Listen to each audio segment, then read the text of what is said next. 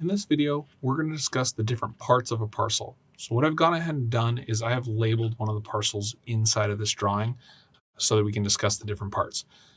What a parcel is it is a boundary made up of individual segments. So the parcel itself is the full boundary. The individual segments are made up of lines and curves, and then we have the labels for a parcel.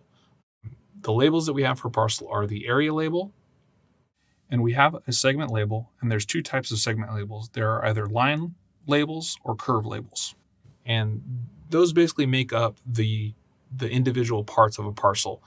The important thing to note is that the area label is not the actual parcel.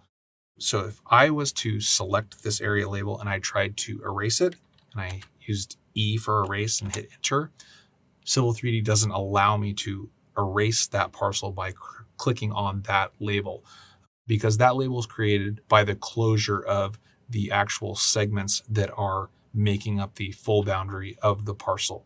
If I wanted to get rid of that label, I actually have to go and erase the boundary, which is by selecting the boundary and hitting E, and then it goes away.